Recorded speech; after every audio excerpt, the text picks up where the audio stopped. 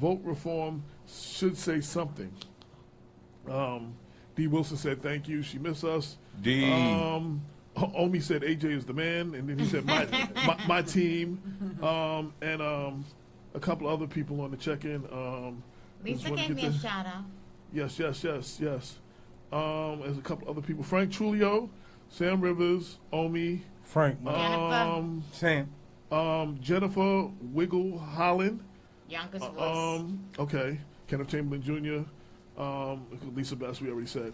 Okay, so that's the tune in. I just want to get the. And the Future Society just checked in. Shout out to Larry Fair. Big up, Larry Fair. Word up. Yeah, I want to add that because we have spoken about the failures of the leadership of the Democratic Party of Westchester. For one, I think the absence of a real policy vision is characterizes not just Westchester, but I think the entire national party.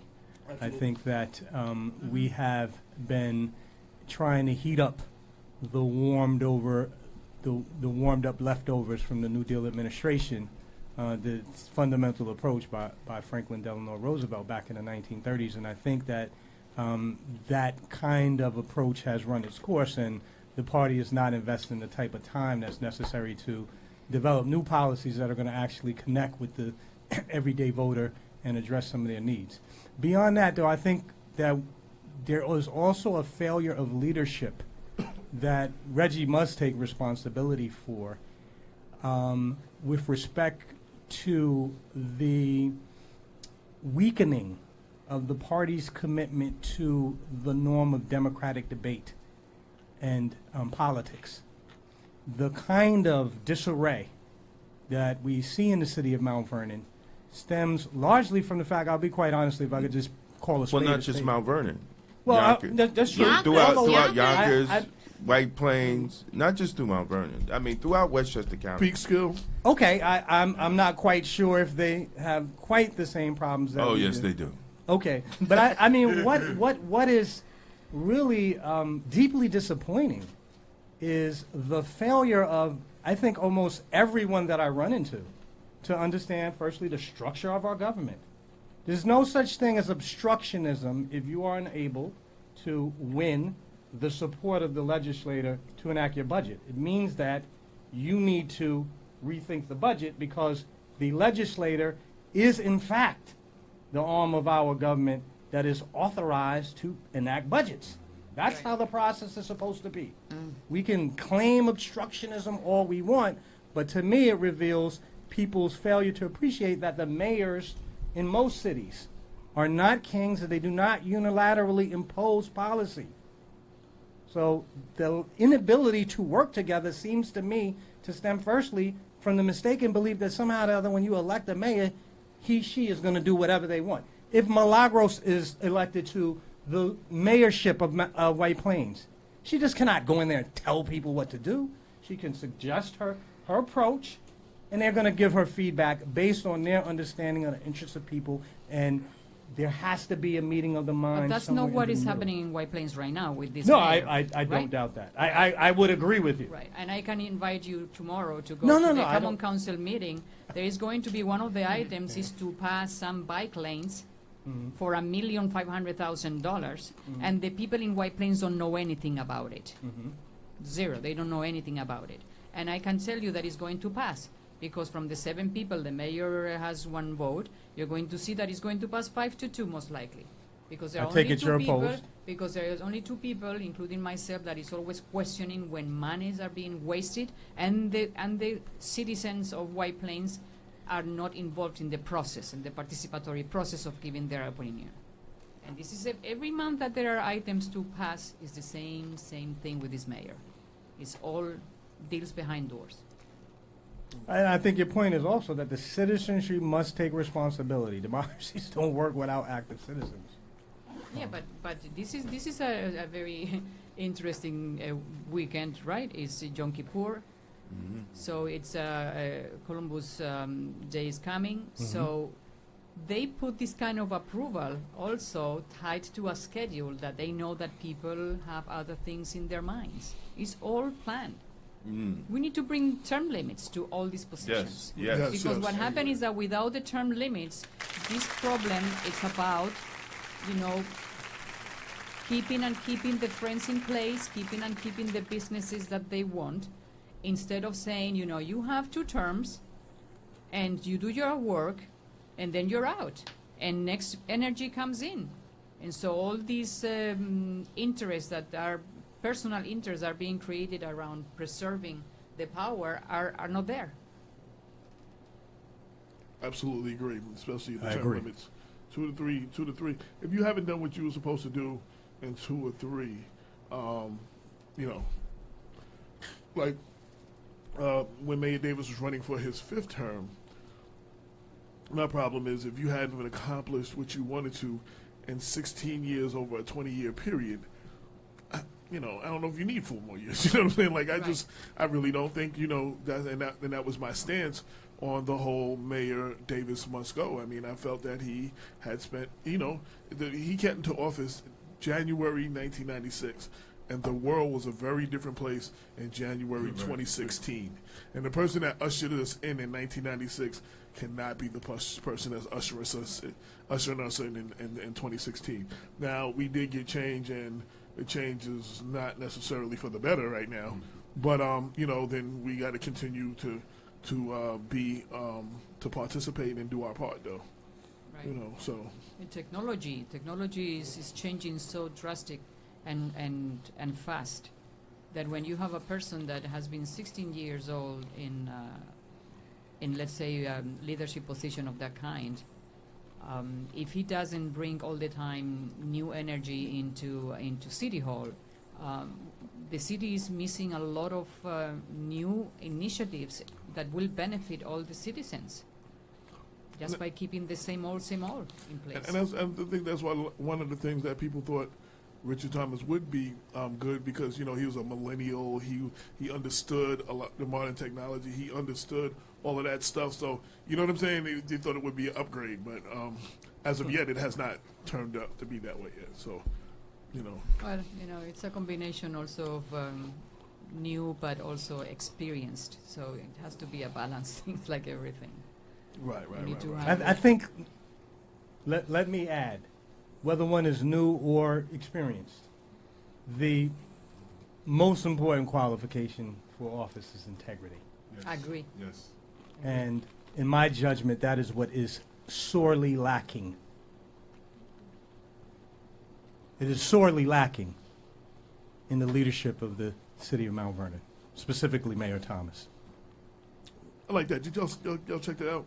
Just so there was no mistake. He took off the hat. I want to make sure. Believe me, because you already know. So this is nobody else. I've This is been very me. calm Let me thus take the far. hat off so you see my face clear. Tell Like, y'all how upset I am. well, anyway. Well, I have to admit that I have the same problem in White Plains. I don't think that we have a leadership that has been at this point well known for integrity. It has Right. lost the trust of Right. the residents. There are 2 White Plains. Yes. There is White Plains that lives up to the name White Plains, Yep. and then there's Ooh. the other side. Seriously, Yes. I mean seriously, and there is, and there's the other side that's not, the interest is not being always considered. You know what I'm saying? There's more than just the people that are in power. There's a whole. White Plains is a very diverse city, and the diversity the government does not reflect the population, and that's usually a problem in any city. You know what I'm saying? When the government does not reflect how the population looks, that's always the problem. Well, the nominating committee, we're going back to the Democratic City Committee. The nominating committee had a Hispanic, and she was doing an excellent job. Was one of the most proactive members in the nominating committee. A teacher, very involved with the community, knew everything that was going on there. Guess what? In the moment that the rumor was out there that I was going to challenge the mayor, They took and her off? They took her. Wow. Yeah, That says they a lot find right a there. way. I mean, they can say, well, we didn't do that. She couldn't come to the meeting, therefore she couldn't have the votes. No, but guess what? The chair of the nominating committee can appoint 3 people from 7. And she was happy to ignore her, and she was not appointed. She had a family emergency. She couldn't make it. But still, her name was out there for votes, but they didn't encourage people to vote for her. And this is the thing. This nominating committee, 7 people, are the ones that are going to be choosing the next mayor. So 7, so you need 4, right? You need to win, you need 4. The nominating committee? No, I mean, 7 people, your city council is 7, your comment? Well, this is now the city council. Right, your City council is yes. 7, 7, so you yes. need 4 votes, like, Are for you the still pass. are you still on the council? Yes. Oh, okay, Yeah. great. Yes, Great, So- 2 more great. years. 2 more years. Oh, so if you lose the mayor, you're still on the council. 2 more years. Okay. Awesome. Well, that's good. At least you're there to poke the bear. Yes. For 2 more years. Kevin Chamberlain added, leaders are quick to recognize when they are doing right, but oblivious to the things causing them to fail. Yeah. And Jack Toomey, Jack Toon. Jack Toon, Toon. I'm sorry, said there is no integrity in politics, ? Are you serious? ? Laugh out loud with that. And Kenneth Chamberlain said bad leadership has taken good cities and destroyed them. Yep. Lead by example. We were just talking about that earlier. Shout to Herbert Washington, who's just tuned in, and John Morrison, who's just tuned in. But the question is also, how do we incentivize people? Like, you mentioned that before, right? So we can be, and I can see that you're doing a great job here. But I think that the resident out there, the citizen, also has to kind of get motivated and do something about it. Because at the end, this is what is happening in White Plains. Nobody comes anymore to City Hall. During budget season, we had that room packed with people complaining, making suggestion. Now nobody's there. Right. Wow. Because nobody's pushing.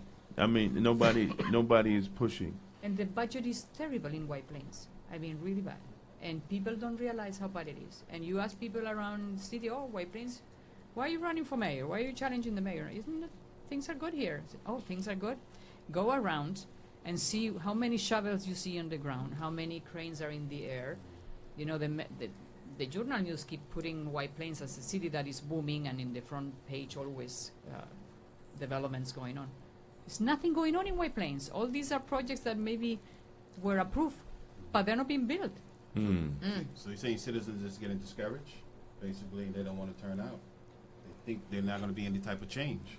But for example, during the primary, we are aware that our opponents, they didn't want people to know that there was even a primary, because it was in their best interest for people not to come out, because usually the people that come out is people that is upset. So they didn't want to, they didn't want even to talk about a primary. And this is the first, primary in a decade, right? In about 10 years? For mayoral in 50 years. In 50? 50? For mayoral, 50. Okay, I know, it hasn't been a primary. City council, 10. Okay, 10 in city council, okay. Yeah, city council, 10.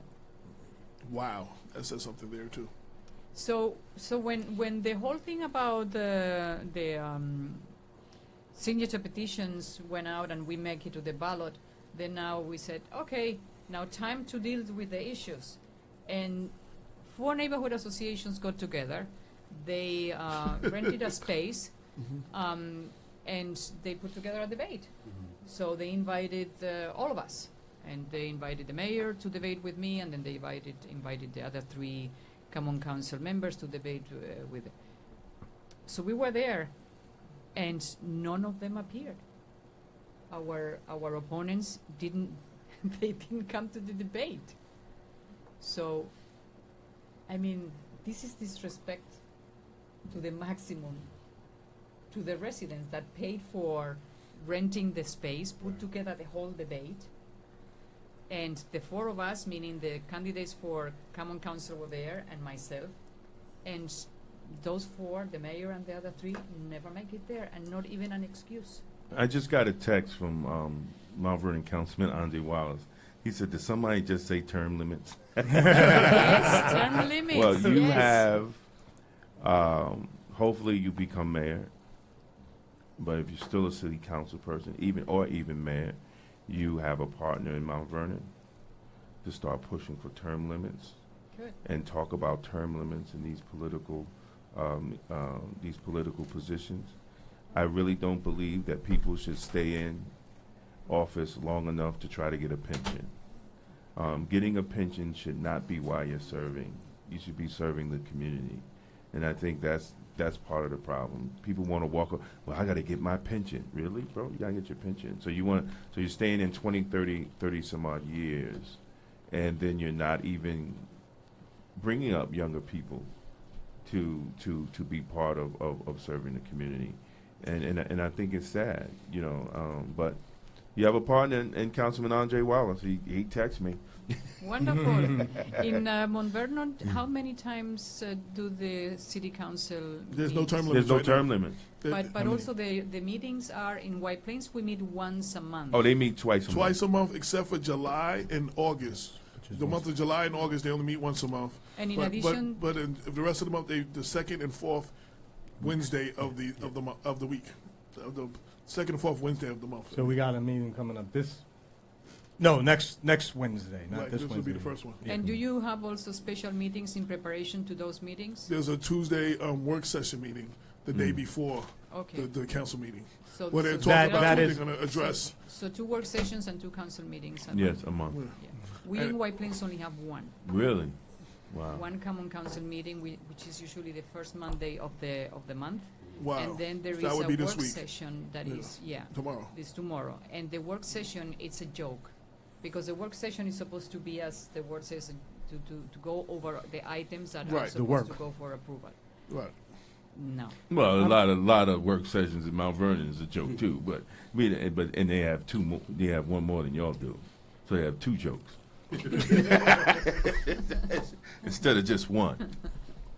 People will probably not agree with me, but I think one of the big problems that confronts many of the cities in Westchester that I know of is the fact that the city council position is a part-time position. I do not think that you can have effective governance and input from your legislator. The legislator is the lawmaking branch of the government. It is the branch that most directly represents the people, and yet folks are reduced to doing the people's work on a part-time basis.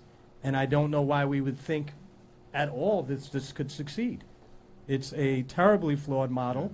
The kind of problems and challenges that each city confronts requires their legislators to be working on a full-time basis, 40 hours a week.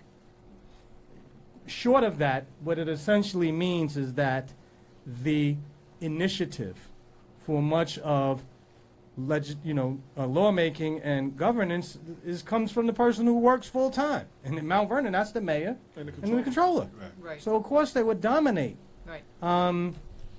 And so if we're serious about having our legislative branch vigorously participate and carry out their function of making the law, holding the hearings, doing all of the really tough stuff, especially holding the executive branch's feet to the fire when need be, carrying out that oversight role, you can't do that once a month. Right. But let me ask you this. Mm-hmm. If we bring term limits, Mm-hmm. I mean, and each, let's say two terms, each of them 4 years, right? Mm-hmm. And you have a full-time position. Mm-hmm. Let's say that you are a doctor. I Mhm. didn't want to say a lawyer. Because most of the legislators are lawyers. Let's say that you cannot stay away in a full-time job for For 8 8 years years and then and get your- then come back and recreate your clientele. And so Right. that needs to be revisited both at the same time. Or you Well, know, I would agree at the Right. same time. so but the this same is- thing with the mayor, though. I mean, if the mayor served 2 terms, then they go back into whatever they got to go back into. Right, but what happened is that, as you know, when you are in a mayoral position, you make also connections. Exactly. So you set you know yourself what up. I You're mean. able Yes. to parlay your So- political connections that you developed in Exactly. office And look at what into happened. private yeah, gain. Exactly. So look what happened when they leave. Most of them when they leave, their positions. They're situated when they leave. Yeah. Look, Right. look, check out. No, simple. Look at Mount Vernon. like all the politicians that have been in office, right? I was gonna read this. Good. They own multiple pieces of property. You know, a lot of pieces of property. You know, while the city's starving, you know, the mayor, the current mayor, he hasn't really had a real job all of his life, in his whole life, a real job, right? Now he just bought a house. So, you know, politics is a come up for a lot of people. You know, it's a game, it's a hustle. Yeah. You know, it's not about the people, because if you are serving the community and the community is starving, literally, and you walk out of office with 4 or 5 pieces of property, there's a problem. Yeah. You know, there's a problem. I believe one of the old-time elected officials, you know, what was the saying? If you see a politician that gets rich, you see a crook. Mm-hmm. You understand? Right, So right, right. I mean, we have to call it like it is. It's no way that a city the size of Mount Vernon and the condition of Mount Vernon, but their politicians are well off, but the people The aren't. politicians and the preachers. Right, and the preachers, politicians and the preachers are living good, but the people are not. So something's wrong with this system, and something's wrong with this picture. When we see that, it's nothing wrong with getting into politics, but people are getting in politics to get rich. But you know I know Lorraine been trying to say something for a minute. No, Oh, you keep sticking your hand up like. Nah, no, she, I wasn't. you can't see that, man. She got some you know money what, on the though? way. But I know. I better have. But you know though, when I was a city council person, first of all, the Democratic Party tried not to allow me to make a vote unless they agreed with it. They wouldn't. They wouldn't let me vote on the budget, or try not to let me vote on the budget. If they called me, they would harass me. The other folks will call me and say, Lorraine, you're not voting on this because we don't have X amount of jobs and stuff like that. But How could you not vote? You have a vote. no, what they would want In the me to sense- vote against Against. everything. They would want me to vote against everything because So that's kind of like not having a vote. because If I'm because just- the if I'm deals doing that what they you- were making with the mayor at the time were falling through, and so therefore I had to, you Fall know, in line. You had to. I had right. yeah, and I wouldn't let that No, happen. and that's what you're supposed to, because And you I had- represent. Go ahead. You represent the district that you represent, you know, and if that's not helping your district, then you shouldn't vote for it. I mean, it's as simple as that. Right. And if you vote, you vote what you feel that you represent, what is I what voted is for right the or people. wrong. I voted for my people. And one of the first lunch meetings I had with a developer, he straight up told me, "Listen, the last person that was in your seat asked me for $90,000. How much do you want?"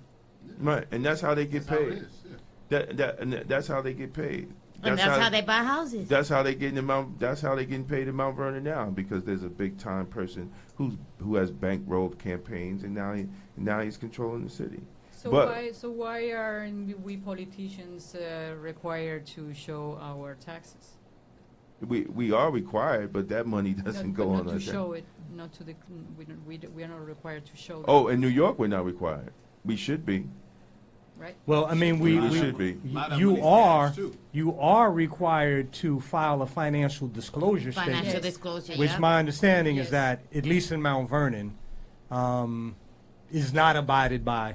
No, nobody cares about that. That just doesn't Right. exist. I mean, I know a couple of people who apparently did not. But so files or somebody is not also enforcing these things, because those things are in place exactly to Absolutely. prevent that. So then, what is the next layer of corruption? Well, that wait, is Well, going who's on supposed to, that who's, are build, not? who's the person It's who everybody. is supposed to be enforcing it? Who would be the enforcer? The Board of Elections, the controller's office also. It's almost like everybody's protecting the next one and the next Yeah, one and the next right. one. Because it's You don't say nothing about this, and you let You- this you go. can't I'm gonna let your 3 things go too. well, you know what I'm saying? Like, no, well, basically, you can't expect. It's just like it's just like police oversight. You can't expect the police department to investigate itself. You can't expect politicians to turn in dirty politicians unless turning into the dirty politician benefits their them. politics. That's how it that's how it is. Look at Cuomo with the commission. He got under fire because he found some things and he shut the commission down. And then Pereira said, "Hold up, mister. No, we want all that now." And then Cuomo was under fire. Yeah. Politicians do not want to send other politicians to jail because everybody has dirt on somebody in this type of game. And when that's when one comes down, have you noticed that Yeah, a a few whole them bunch come- of them a whole come bunch of down. them come Because- down. That's happening in Yonkers. right because they're all tied in it some way or another Right. together. So when that domino falls, you're going to see 3 or 4 come down with it. Lisa Best said term limits definitely. People are still holding office that were in office when I was younger, and that's a problem. She said we need to stir the pot and keep the politics from getting stagnant. I Agreed.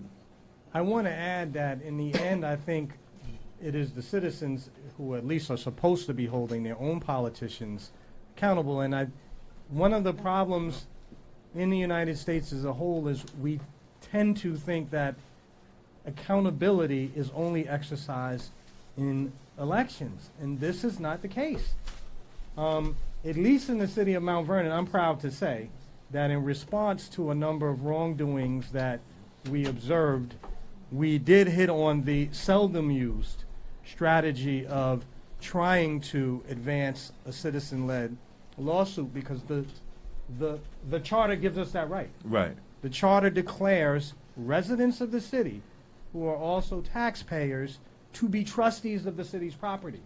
And in the event that our elected officials fail to uphold the law, we have the right and the recognition to challenge them in appropriate venues.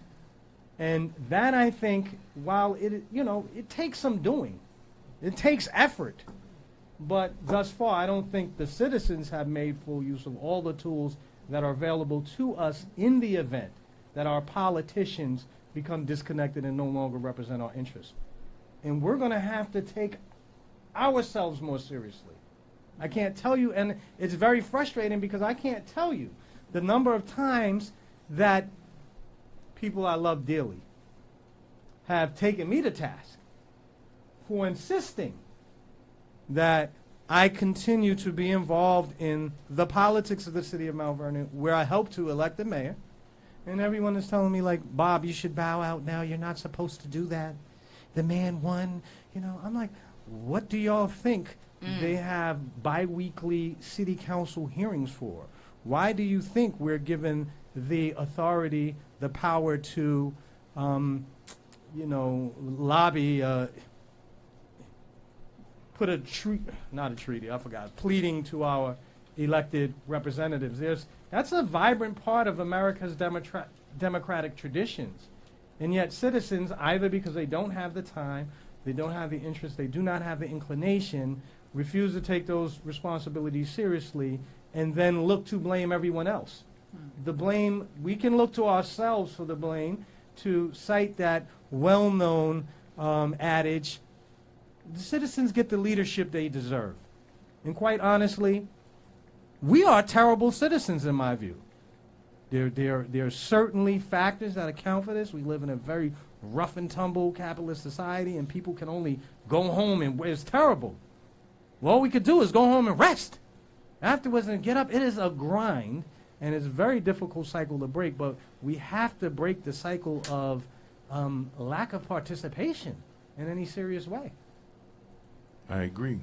Do you agree? I agree, Bob. Another word from Dr. Bob. Well, I also want to go back. I also want to go back to the Democratic Party. Mm-hmm. When you attend the Democratic City Committees in White Plains, there is no debate about anything. Mm-hmm. Now, next month, we are supposed to be voting on the New York Constitution. Do you see it? Do you hear anybody talking about it really in an open debate where then the voter can go and have an educated opinion? So what happened with affordable housing when all these luxury units are being built? Is that a conversation that goes on the Democratic City Committee. What happened with police reform? Is that a conversation that's going on in White Plains? Nothing. It's all about, okay, we have so much in the budget, and we are going to be now having this gala, and of course now lately, because of these challenges, how much money are we giving to our candidates so that they can fight the other Democrats? And finally now they started talking about helping Latimer.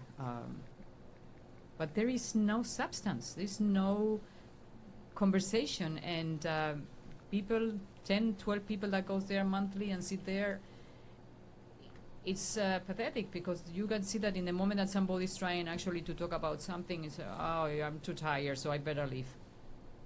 Right.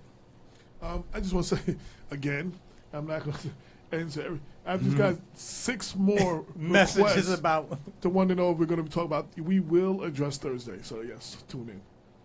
Yeah, we're gonna address Thursday. Because I'm just like, I didn't want to read them individually. I'm just like, I just got text messages now.